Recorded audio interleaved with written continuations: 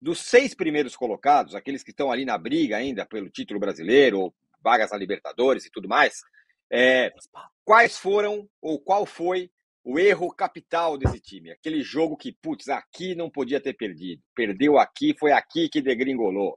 É esse ponto que vai fazer falta no futuro.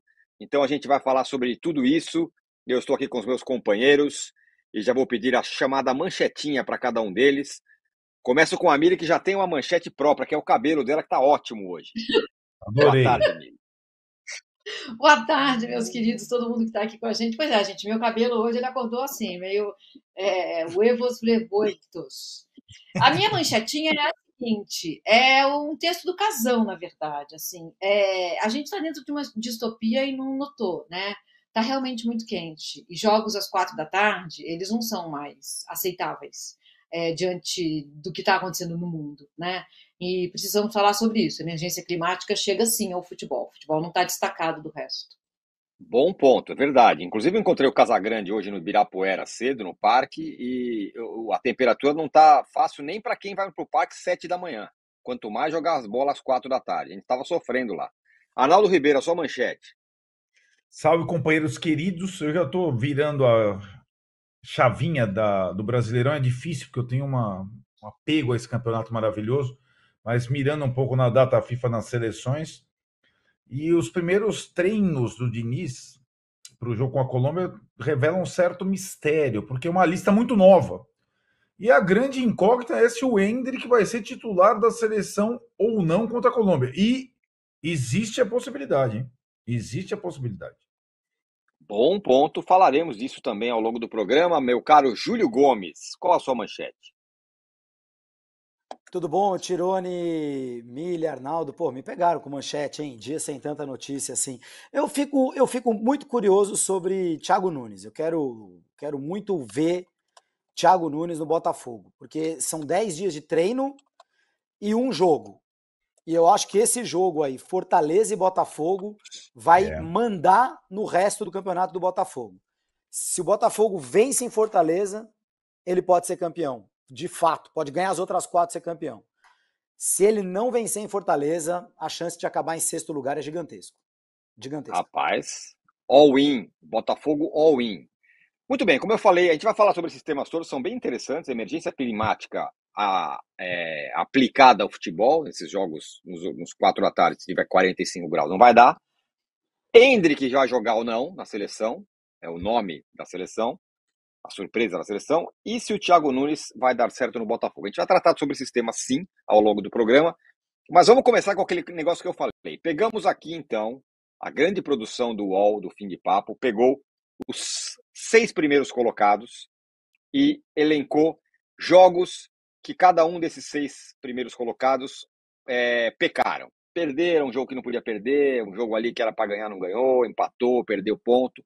Então a gente vai colocar uma tela aí, 1 a 1, com 3 jogos de pecado de cada um desses times, e vocês vão debater qual é o mais de mais pecado. Tem só uma tela para cada um? Uma tela para cada um, portanto são 6 tem telas. pecado, hein? São muitos É o pecados. campeonato Então, dos pecados. Tem muitos pecados, mas a gente selecionou 3 pecados. E aí Tá a gente bom, vai vamos debater lá. qual será o mais pecado de cada um. Então a gente vai começar com o Flamengo. Quais foram os grandes pecados do Flamengo? Vamos botar na tela aí. Cadê? Olha lá. Tropeços do Flamengo. Flamengo 1, América 1, em casa no dia 22 de junho. Deixou 2 pontos no caminho aí. Flamengo 0, Atlético Paranaense 3, no dia 13 de setembro. Uma derrota, uma cacetada, jogando como mandante. E Flamengo 1, Santos 2, aqui já na era Tite, quando se esperava que o Flamengo ia bem, jogo em Brasília, tomou a virada ali nos minutos finais. Mili, qual pecado é mais pecado aqui? Então, eu queria colocar um quarto, desculpa bagunçar o coreto, assim. Claro, Se eu tiver que pode ficar. pôr. E eu vou botar Se um eu tiver quinto, se não for o mesmo, hein? Se não for o mesmo Não tem pecado, eu já problema. pensei no meu já. Eu não Pode acho que seja o colocar. mesmo, mas enfim. Tá, um jogo que me chamou muito a atenção, porque para mim contextualizou Flamengo e Botafogo no campeonato. Foi um Flamengo e Botafogo na terceira rodada. O Botafogo ganhou 3-2 com 1 a menos, jogando muita bola. Eu acho que naquele jogo o Flamengo mostrou que talvez ele fosse mais caótico do que a gente supunha, embora, assim, esse jogo foi em abril, né, gente? Assim, o Flamengo já estava dando mostras desde janeiro de que alguma coisa ali estava muito, muito entornada. Mas esse jogo, para mim, ele foi muito revelador. Muito bem. Então, um quarto jogo, que é o começo do campeonato, que é quando os Eu times dão fui as nesse cartas ali, jogo. né? Eu fui nesse jogo, parece que foi em outra vida. Eu fui nesse jogo com a minha família e tal, o Maracanã lotado, não sei o quê. Foi até curioso, porque, pô, o Botafogo ganhou do Flamengo, caramba, olha o Botafogo aí e tal, porque o Botafogo já estava bem, né, no começo do campeonato. E esse jogo que a Mili citou foi um dos primeiros do Sampaoli, acho que o primeiro no Brasileiro. E me chamou muito a atenção como em volta de mim, os torcedores do Flamengo, eu tava numa área ali, meio VIP e tal, era só aquela torcida que vocês adoram, né? Mas era uma turma que tava assim, muito crítica ao Sampaoli, que tava no primeiro jogo. E os caras estavam lá, pô, escalou 3 zagueiros aí, pô, não sei o que, não sei o que lá. E os caras, eu olhei em volta e falei, caramba, o cara não vai ter vida fácil, acabou de começar. É interessante esse jogo citado pela Mili, nem lembrava dele. Mas sabe qual que é o meu? Assim, dessa lista, eu ficaria com Flamengo e Santos. Porque já é um jogo bem mais recente, todo mundo bobeou no campeonato. E esse Flamengo e Santos já foi agora, com o Tite. O Flamengo já tinha vencido 2 jogos, já tinha quase vencido o Grêmio.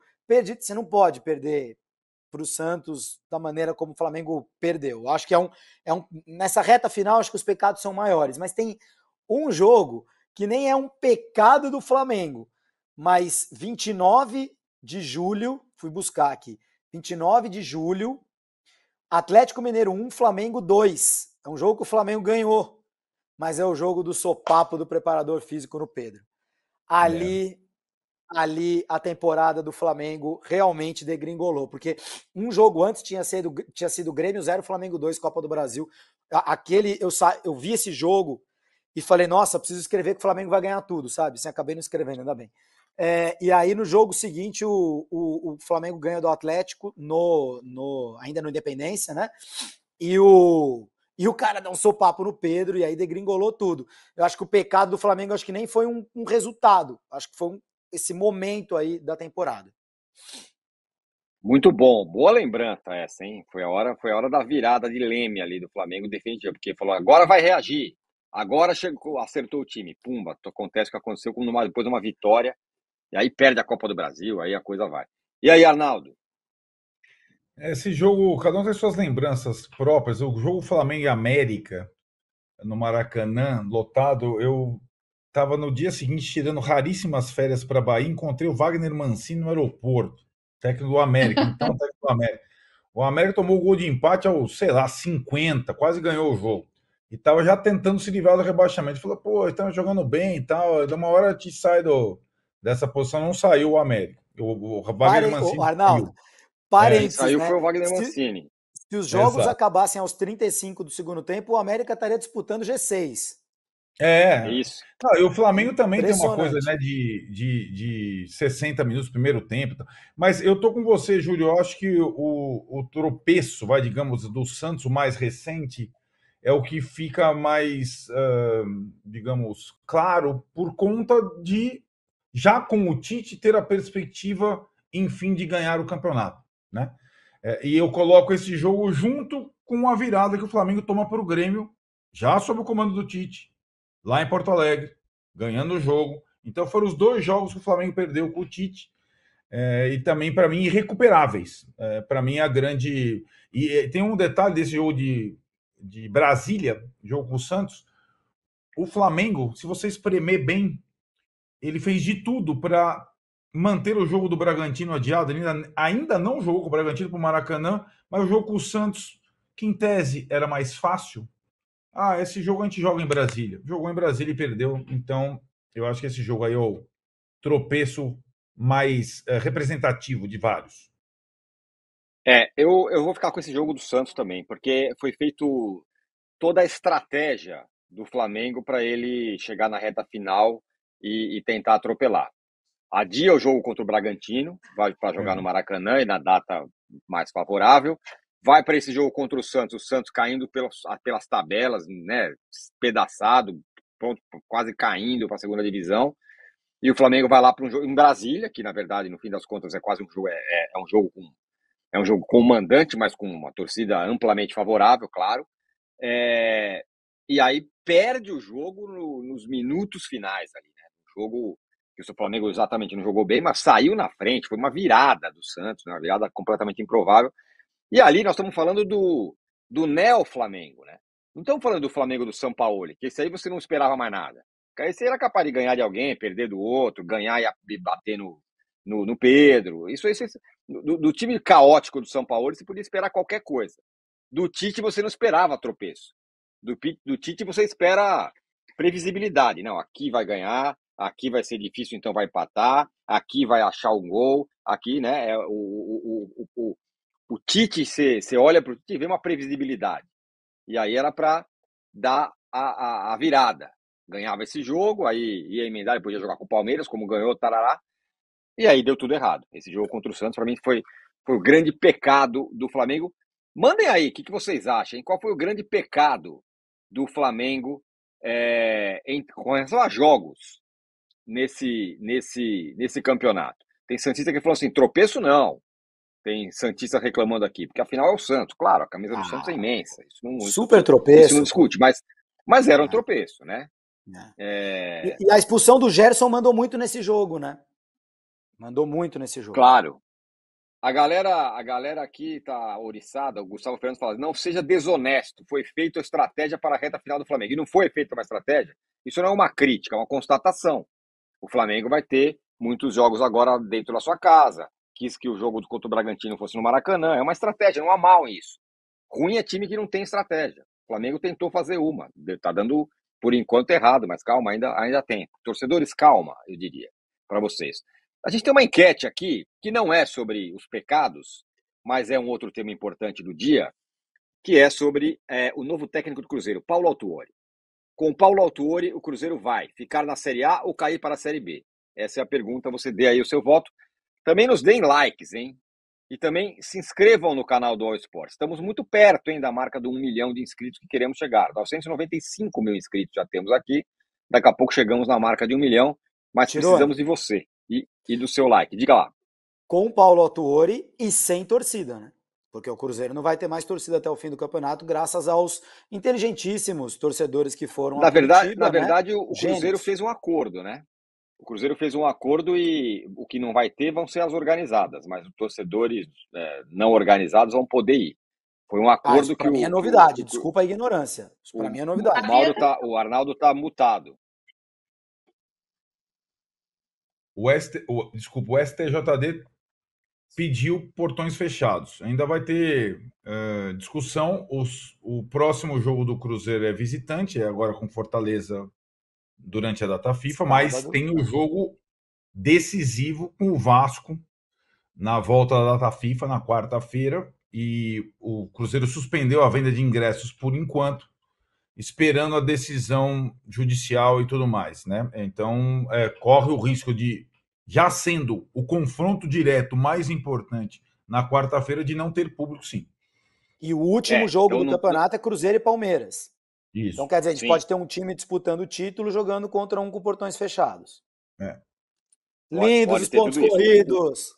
O Cruzeiro está tentando uma coisa, mas isso aí é culpa do STJD. Aliás, só um parênteses. Não, é culpa de um campeonato em que cada um joga com um time de um jeito. Em casa, em Uberlândia, portões abertos, portões fechados, por Rojão. Aliás, não há precedente na história, né? Um jogo fora de casa, que a torcida briga e ela é punida jogando dentro da sua casa. Não entendo isso. Né? Já aconteceu isso alguma vez? Não sei se Eu não lembrar aqui, possivelmente em clássico, né? Mas estou tentando lembrar. Não, mas assim, em outro estado. O cara vai lá ter uma briga campal em outro estado, e aí o seu torcedor foi não pode gerada pela torcida do Cruzeiro, né? Me parece razoável, considerando que Santos e Vasco jogaram sem torcida um monte de jogos aí pelas lambanças que a torcida deles fizeram. Mas jogaram sem torcida porque um jogou rojão no próprio campo e o do Vasco invadiu o campo. Mas você acha que o Cruzeiro não tem que ser punido? É isso? Eu acho que não, ele pode ser punido, mas acho que ele ser punido com portões fechados eu acho muito ruim. Punido de outra forma. Esse é meu ponto. Me parece um critério condizente com o que aconteceu no campeonato. Assim, Eu A torcida Fala, faz o amigo. que faz e a torcida é punida. O clube é punido. Não, eu acho na justa tabela. a punição, mas também acho questionável punir o Cruzeiro com portões fechados. O Atlético Paranaense e o Curitiba fizeram uma coisa que eu achei muito criativa: coloca só mulheres e Pois é. crianças no estádio. Mulheres e crianças, pode ir. Pô, afinal Tá, não mas fui o eu Vasco que e o fui Santos lá não quebrar tiveram essa estádio. possibilidade, entendeu? Aí que tá. Eu acho Então, ótimo, a gente pode mas pensar de a forma criativa e circunstância era tal, mas diferente. A circunstância era diferente. Era dentro do seu estádio, quando a segurança é sua, quando as medidas de segurança são de você, do seu clube, e você permite que os caras joguem rojão no campo, no seu campo. Eu acho que é outro tipo de coisa. Mas, enfim, é uma boa discussão. Diga lá. Quer completar? Não, não, Não, não. só. Eu acho uma boa discussão, mas eu acho que no fim das contas existe um sujeito da confusão. O sujeito da confusão é a torcida do clube. Tanto que os estádios do Vasco e do Santos não foram interditados, né? A torcida foi interditada. Então, O do é o Vasco foi, né? sujeito. Não, mas aí por outras razões, né? O Vasco chegou a jogar em São Sim, Januário sim, com portões fechados. Na sim. punição a punição era para a torcida, não era para o estádio. E o Santos a mesma coisa. Então me parece que o Cruzeiro tem que ser a mesma coisa. É a torcida que tem que ser punida. Eu acho que seria um critério em relação a tudo que aconteceu no campeonato. Mas enfim, é um bom debate. Muito bem. Parênteses feito, vamos ao nosso fim de papo do pecado. Vamos agora pegar o quinto colocado, que é o Atlético Mineiro. Aí é mais 3 fácil. pecados Tem do pecado Atlético para Mineiro. todo mundo. Aí é mais Ixi, aí fácil. Aí tem É muito mais pecado. fácil. Atlético Mineiro 0, Corinthians 1, com o Lucha já pendurado lá e tal. Não sabia se ficava, aquela coisa, vai lá e ganha do Gol do Atlético Roger Mineiro fora de casa. Gol do Roger Guedes. Quer dizer, o Luxemburgo não estava tão ameaçado, ele tinha acabado de chegar, na verdade. Atlético Mineiro 1, Coritiba 2, agora já, em 8 de outubro, quando o time estava sonhando com o título até. Perde do Coritiba. E 4 de novembro, Atlético Mineiro 1, América 1. Também na MRV Arena, também com o time sonhando com o título. Qual o grande pecado do Galo, Mili, além de todos os outros que a gente já sabe? O Corinthians está na lista de pecados de pelo menos 2, né?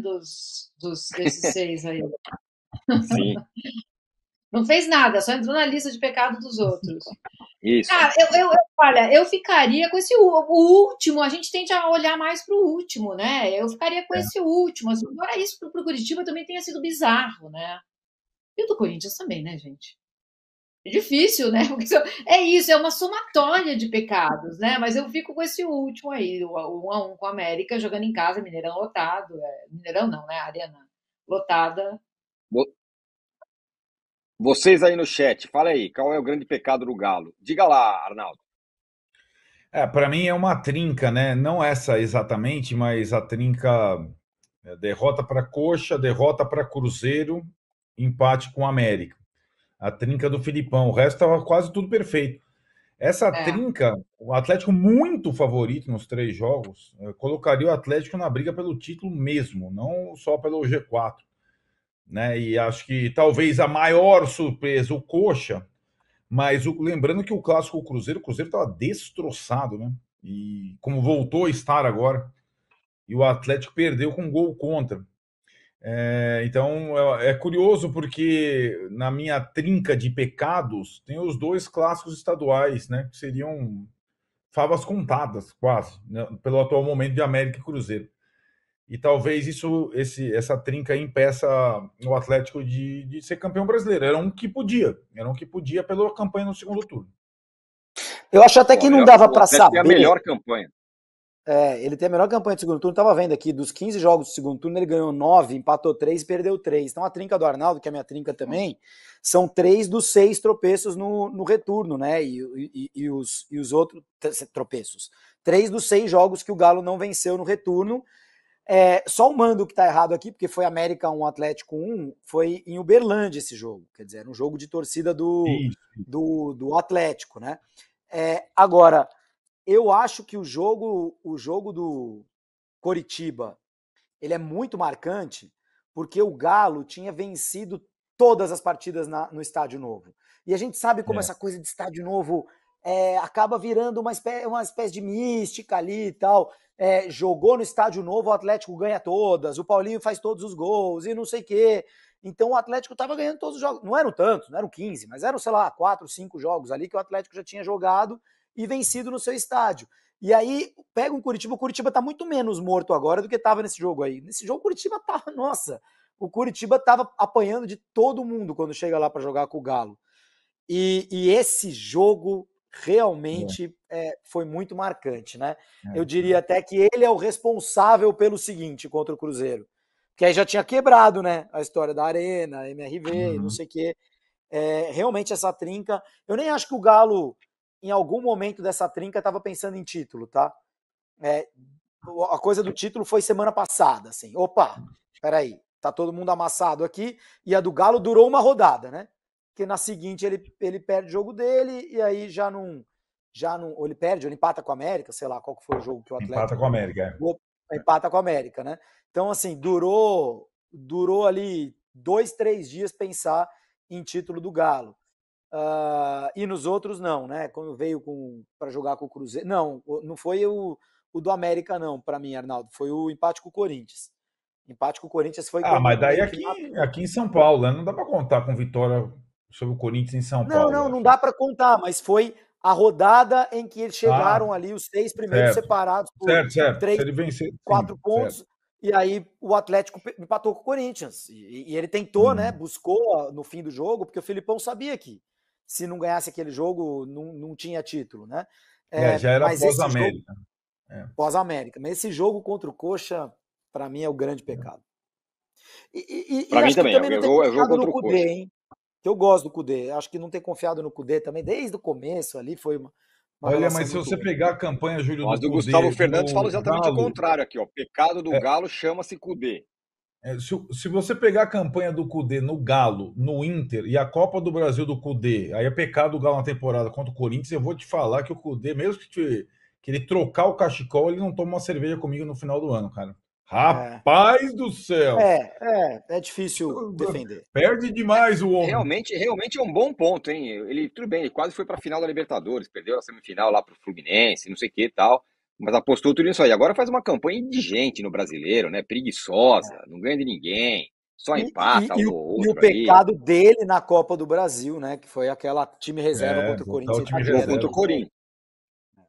Mas em jogos, o meu pecado é esse jogo contra o Coritiba. Era para mudar a história, né? O Galo teria 3 pontos a mais, estaria com, mesmo com os outros tropeços, teria com 61 pontos, estaria na vice-liderança.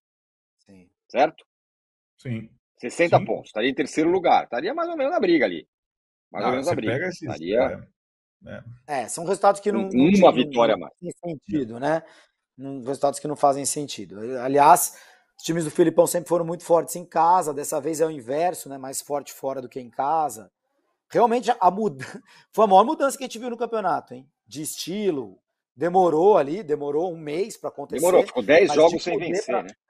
Exatamente, mas de Cudê para Filipão, olha, foi o maior. E hoje tem a melhor campanha do segundo turno. O Galo com 30 pontos, 15 jogos, 9 vitórias, 3 derrotas. Melhor defesa do campeonato.